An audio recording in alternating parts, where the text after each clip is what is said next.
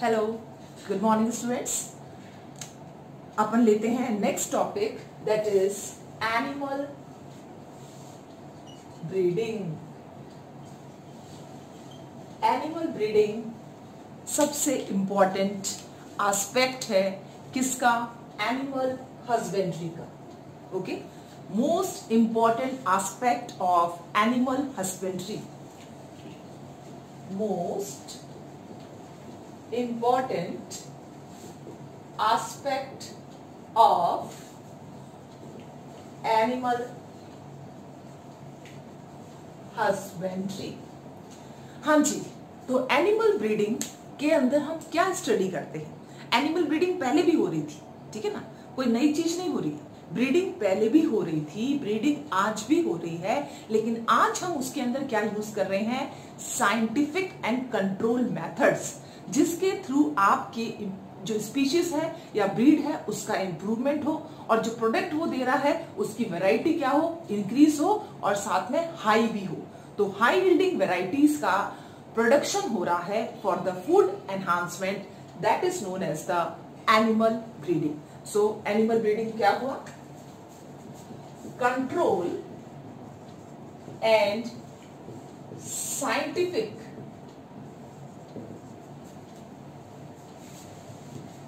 methods used to improve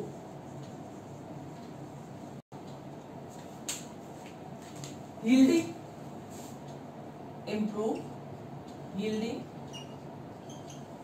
as well as product। आप उसके through क्या कर रहे हो? प्रोडक्ट को भी क्या कर रहे हो? Increase, as well as quality product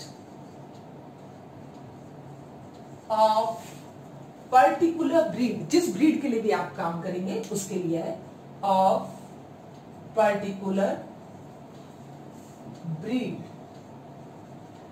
is called animal breeding. इसी को हम क्या कहते हैं? एनिमल ब्रीडिंग कहते हैं। तो इसके अंदर आपने क्या करा है? कंट्रोल एंड साइंटिफिक मेथड्स जो हैं उसको यूज में लिया है। अब अभी देखिए, हम बार बार वर्ड यूज कर रहे हैं ब्रीड, ठीक है ना। हम क्या यूज कर रहे हैं? Word breed. तो ब्रीड एक्चुअली है क्या? आप किसे कहेंगे ब्रीड? तो ब्रीड जैसे फॉर एग्जांपल अपन लेते हैं साहिवाल, क्या है ब्रीड? जर्सी क्या है? Breed. Breed means group of animals having similarities. They have common ancestors. That is known as the breed. So, group of animals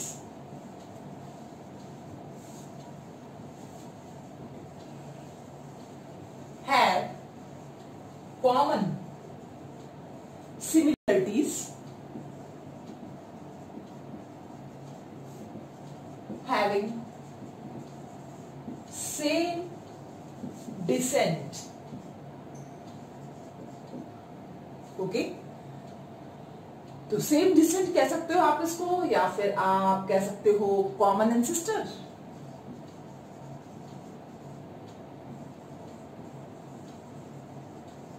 यानी कि जिसका एंसेस्टर स्टॉक एक जैसा है और उसी की वैरायटी जो है वो आई जाती है। फॉर एग्जांपल सपोज करो ये हम ले लेते हैं मेल और इसको क्रॉस करा देते हैं हम फीमेल से।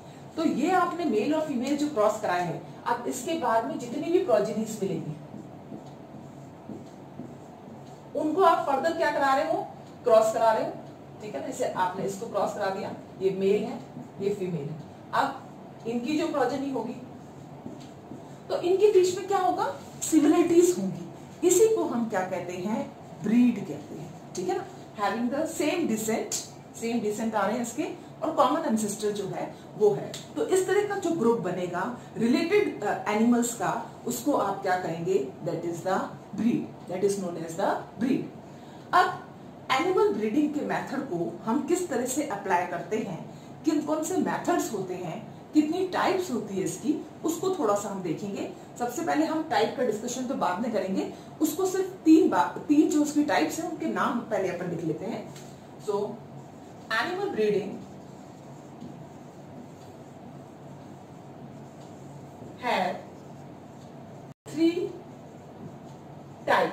कौन कौन सी 3 टाइप्स है वो? फर्स्ट है इन ब्रीडिंग, सेकेंड है आउट ब्रीडिंग, थर्ड है control method of breeding.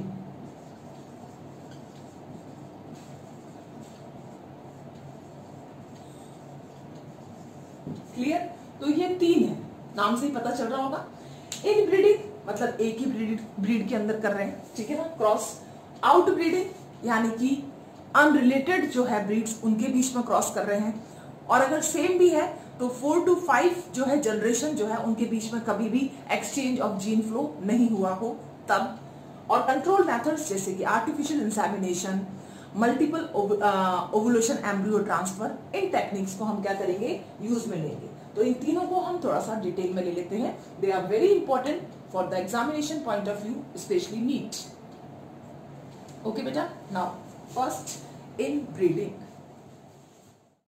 First method of animal breeding is, पहले मेथड को डिटेल में करेंगे अपन, इन breeding.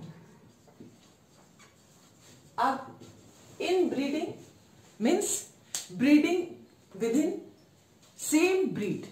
Okay, breeding of animal within same breed. एक ही ब्रीड के अंदर क्या करना है आपको, उन्हीं में क्या करना है, रिप्रोडक्शन कराना है, मेटिंग करानी है। तो एनिमल का जो प्रोडक्शन होगा उस ब्रीड को आप क्या कहोगे, दैट इज द इनब्रीडिंग। एक एग्जांपल लेते हैं अपन। This one is the male और ये क्या है, फीमेल, ठीक है ना। ये दोनों ही एक ही ब्रीड के हैं। फॉर एग्जांपल अपन ले लेते हैं ये, दैट इज साहिवाल। तो ये साहिवाल ब्रीड की क्या है, काऊ है। इनके बीच में आपने क्या कराई, मीटिंग कराई। अब इससे जो प्रोजेनी बने, ठीक है, बहुत सारी प्रोजेनी बनी, कुछ मेल बने, कुछ फीमेल बने, इस तरह से। क्लियर? अब इनके बीच में, इस मेल और इस फीमेल के बीच में आपने क्या करा दी, मीटिंग करा दी, ठीक है। जब आप इसके बीच में क्रॉस कराओगे तो फर्दर इसमें भी आपको मेल मिलेंगे, ठीक है, इसमें भी क्या होगा, फीमेल मिलेगा। इसको आपने फिर वापस क्या कराया, सेम स्टॉक को वापस क्रॉस करा दिया, ठीक है। इस तरह से आपको मेल भी मिला, मेल, फीमेल, फीमेल, फीमेल। तो आप ही देखिए एक ही वैरायटी जो है बार बार क्या कर रही है, क्रॉस। ये जो आया है प्रोडक्शन, इसको ही आपने वापस क्या कर दिया, क्रॉस कराया।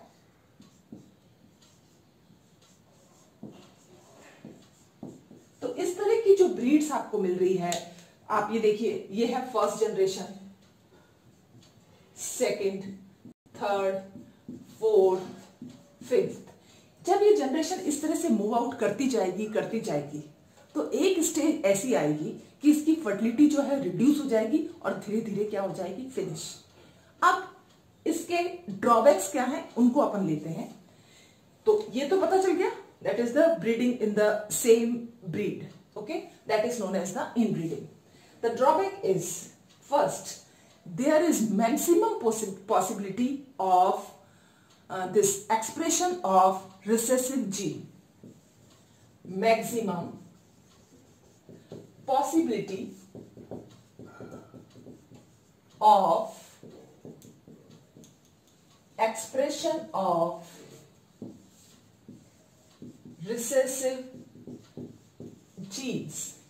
आपको ये चीज पता होनी चाहिए कि मोस्टली जितने भी हार्मफुल कैरेक्टर्स होते हैं वो किस में पाए जाते हैं, रिसेसिव जीन्स के अंदर पाए जाते हैं, ठीक है ना। So they recessive gene represent harmful characters. Okay, पहली बात तो ये हुई। दूसरा ये होगा कि होमोजाइगोसिटी इंक्रीज हो जाएगी, ठीक है ना। यानी कि आप बार बार क्रॉस करा रहे हैं तो जो भी सेम जीन्स होंगी वो पास में आएगी। तो हेट्रोजाइगोसिटी तो खत्म, होमोजाइगोसिटी क्या हो रही है, increase in homozygosity. Obviously same जो है इंडिविजुअल्स आपस में क्रॉस कर रहे हैं तो होमोजाइगोसिटी तो होगी। अब जब रिसेसिव जीन अपने आप को एक्सप्रेस करेगी तो जितने भी हार्मफुल कैरेक्टर्स हैं वो क्या होते जाएंगे, एलिमिनेट। एक्सप्रेस करा, एलिमिनेट हो गए, फिर वो आगे ग्रो नहीं कर पाएंगे, उसकी प्रोडक्टिविटी खत्म।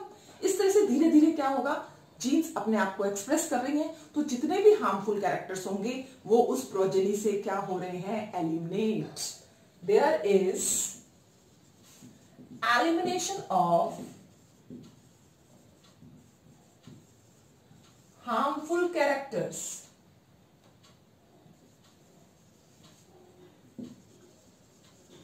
तो जब ये हार्मफुल कैरेक्टर्स एलिमिनेट होंगे तो उसका एक बेनिफिट आपको मिलेगा कि आपने प्योर लाइन सिलेक्शन करा दिया। ये क्या हो रहा है, ये मेंडल का प्योर लाइन सिलेक्शन ही तो है। मेंडल ने ये बात किसमें करी थी, पी में करी थी, ठीक है ना। तो क्या कहते हैं, पाइसम सटाइवा में करी थी। तो अब ये जो हो रहा है ये नेचुरली प्रोसेस हो रहा है। तो यहां पर क्या देख रहे हैं हम, that is the pure line selection। yes, this is example of pure line selection।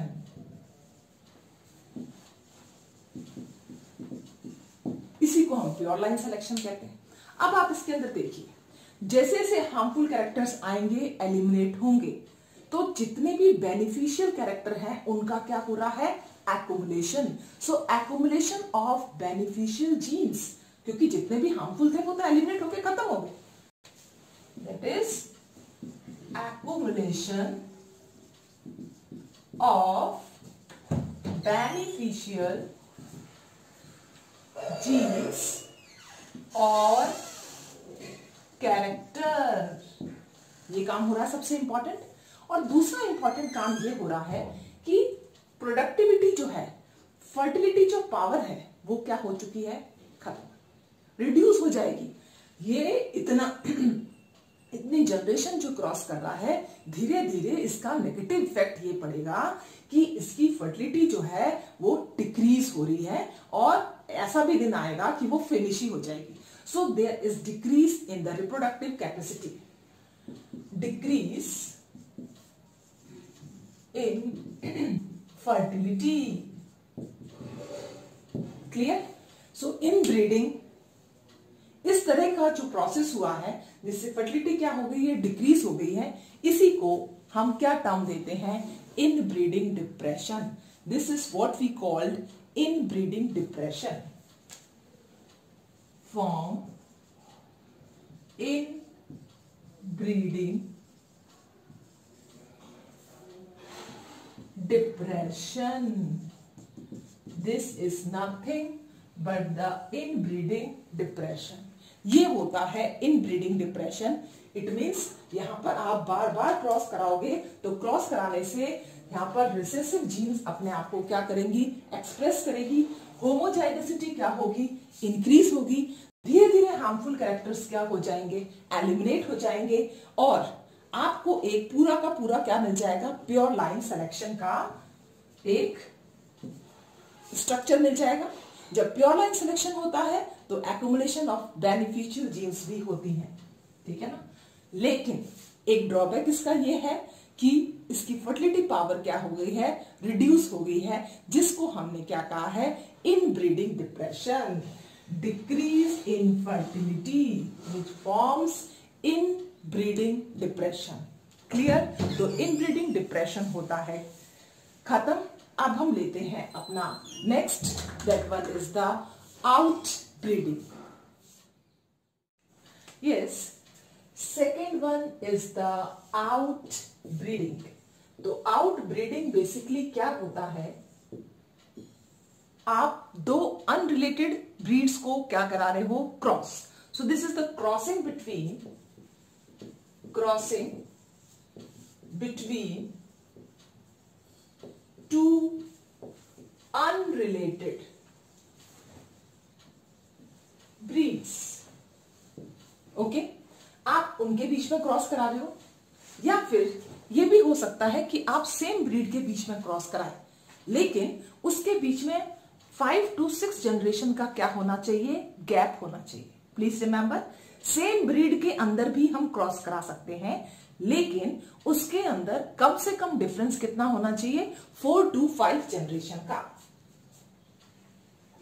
It may be between same breed but there is gap of 5 to 6 generation. इस बीच उनके भी अंदर जो है सेम ब्रीड के एनिमल्स में जेनेटिक फ्लो ना हुआ हो 5 to 6 जनरेशन में। या हम ये भी कर सकते हैं कि इसमें अनरिलेटेड, टोटली अनरिलेटेड स्पीशीज को भी हम क्या करा सकते हैं, cross. In this outbreeding we may cross 2 different species, 2 different species।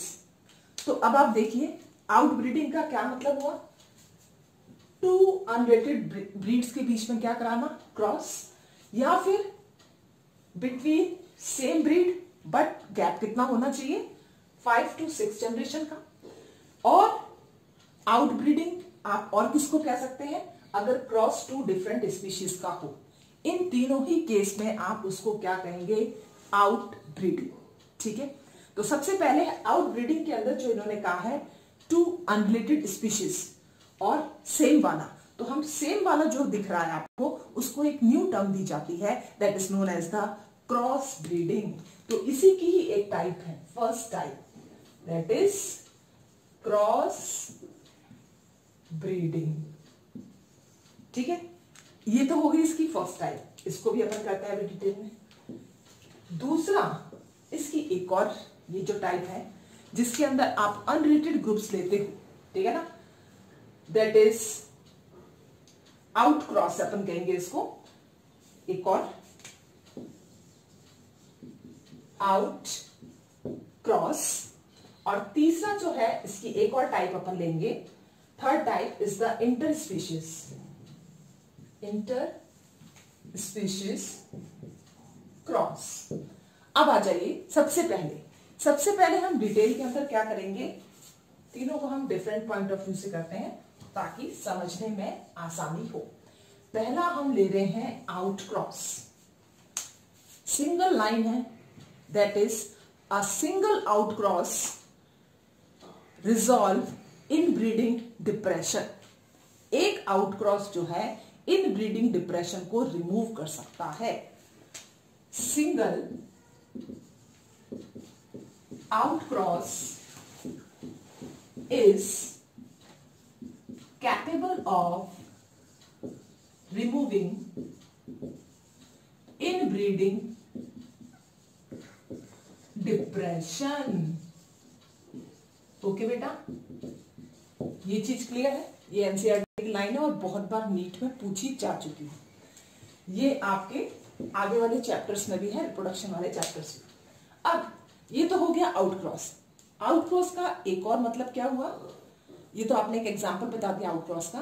Out cross means आप सेम ब्रीड को क्या कर रहे हो, ब्रीड करवा रहे हो, ठीक है ना, सेम ब्रीड की ब्रीड करवा रहे हो but with the gap of 5 to 6 generation. Okay, breeding in same breed with gap of 5 to 6 generation, इसी को हम क्या कहते हैं, out cross. This is what, out cross. अब आ जाइए क्रॉस ब्रीडिंग। क्रॉस ब्रीडिंग के अंदर क्या होगा, क्रॉस बिटवीन 2 unrelated breeds। इस क्रॉस को हम क्या कहते हैं, cross breeding. Totally unrelated breeds हैं, ठीक है। और यही क्वेश्चन आया था इस बार नीट 2020 के अंदर, और वो क्वेश्चन क्या था, मैरिनो रैम्स को क्रॉस करा किससे, that is Bikaneri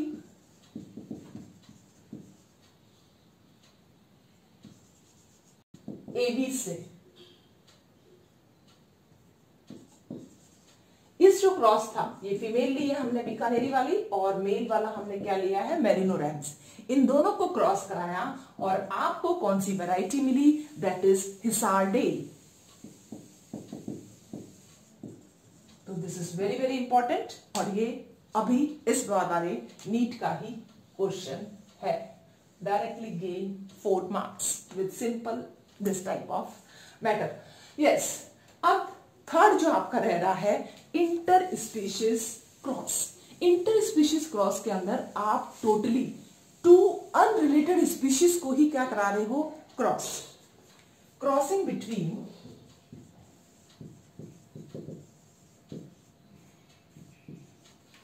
to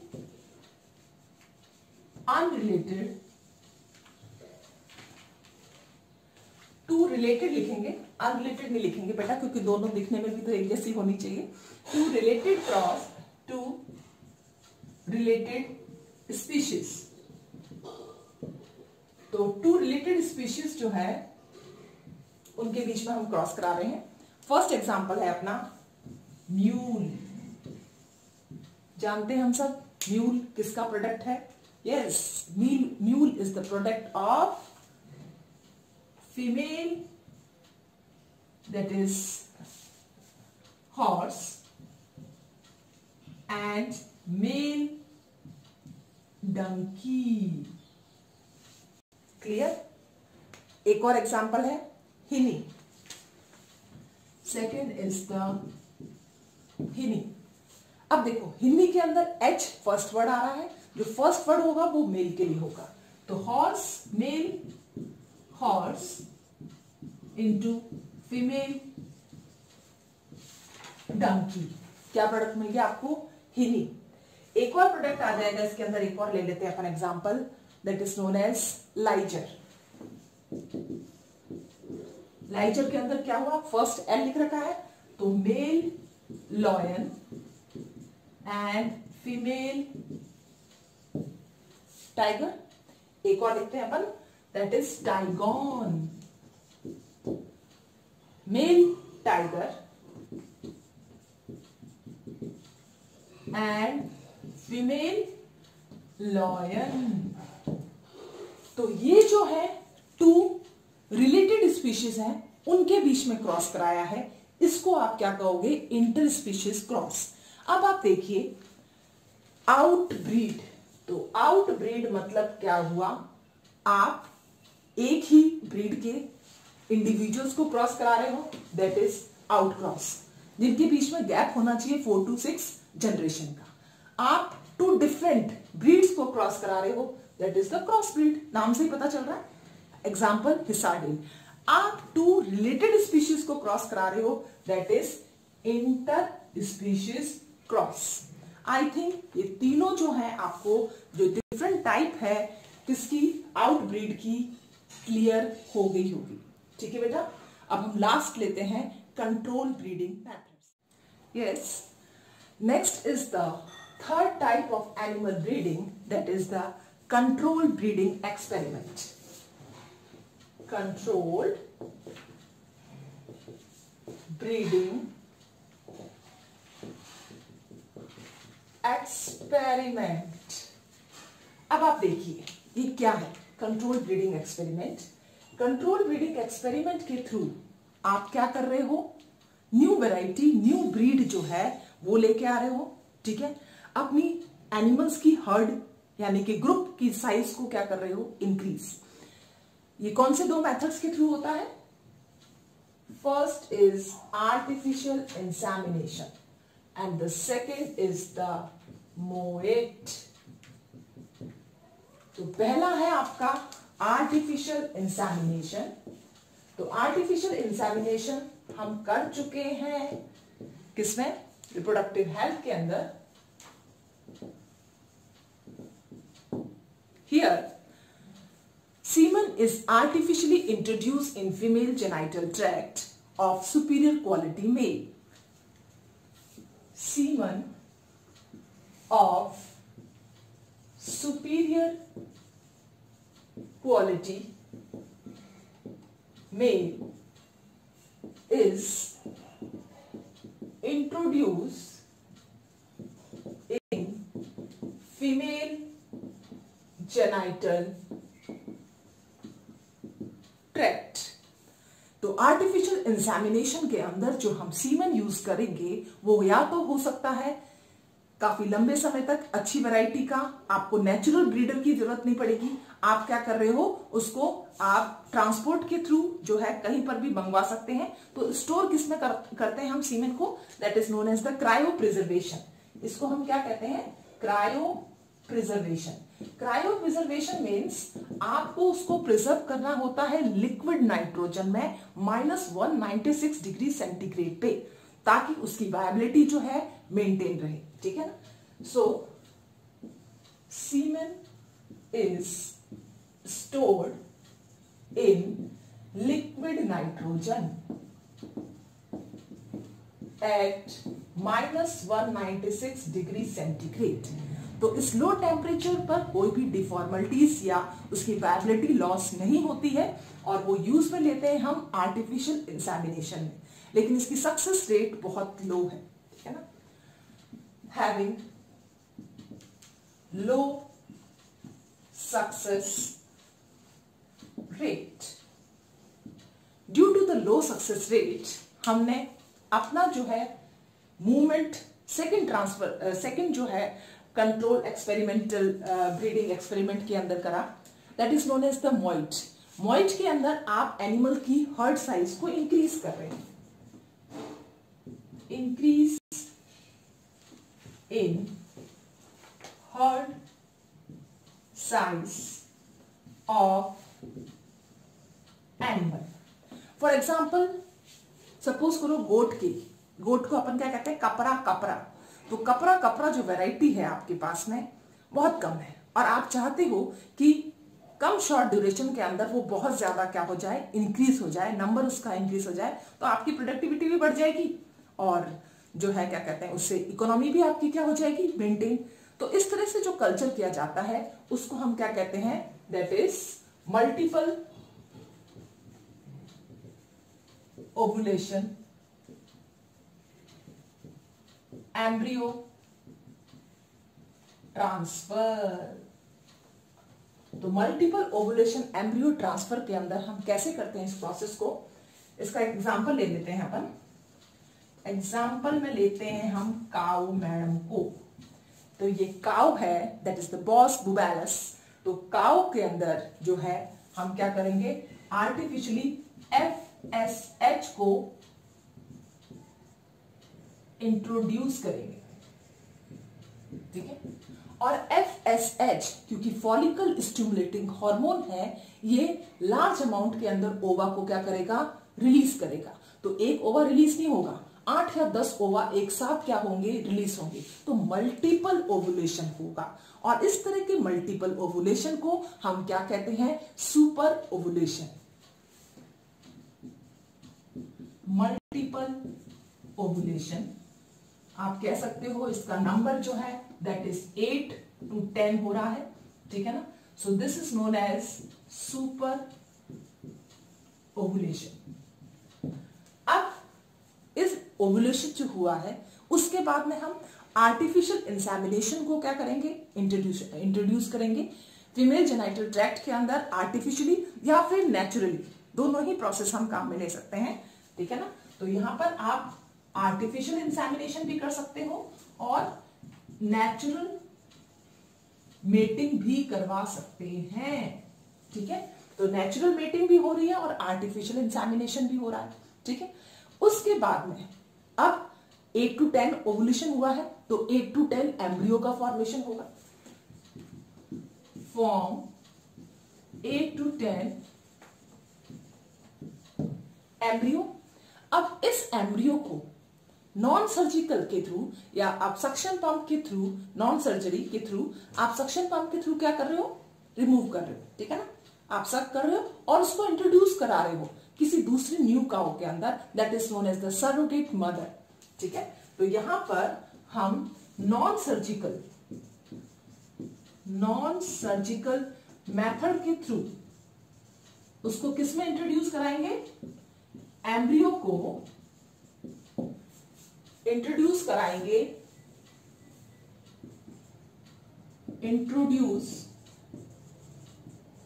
in surrogate mother.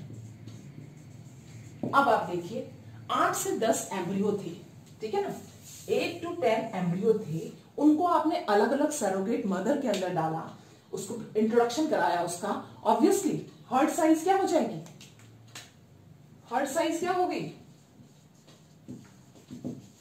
Increase. कम समय के अंदर काउ का जेस्टेशन पीरियड 9 मंथ का, अब इतने कम समय में 9 मंथ के अंदर आपको 10 काउ की जो है उसके थ्रू आपको क्या मिल रहा है, एम्ब्रियो, और वो भी सुपीरियर क्वालिटी का। तो आपका यानी कि मेटिंग वाला प्रोसेस जो है उसमें आपने टाइम बचा लिया। ठीक है, सरोगेट मदर्स के थ्रू आपने जो, अगर सपोज करो जो अच्छी वैरायटी की भी नहीं होगी, लेकिन आपने सरोगेसी के थ्रू उनके अंदर हाई यील्डिंग वैरायटी के जो है एम्ब्रियोस को डाला और उनका रिप्रोडक्शन के थ्रू क्या हो गया, हर्ट साइज क्या हो गया, इंक्रीज। तो this one is the controlled breeding experiment.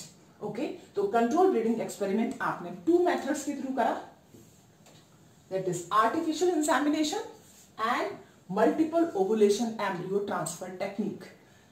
तो ये दोनों ही कंट्रोल ब्रीडिंग एक्सपेरिमेंट में आती हैं। तो इस तरह से हम inbreeding, outbreeding and control breeding experiment के थ्रू एनिमल ब्रीड को क्या कर सकते हैं, इंप्रूव कर सकते हैं, हाई यील्डिंग को क्या कर सकते हैं, प्रमोट कर सकते हैं, और प्रोडक्टिविटी को क्या कर सकते हैं, इंक्रीज। अल्टीमेटली फूड का क्या होगा, एनहांसमेंट। ओके, और उसका फायदा जो है हमें सभी को मिलेगा। तो एनिमल ब्रीडिंग टॉपिक होता है फिनिश। ओके, नाउ अब आपको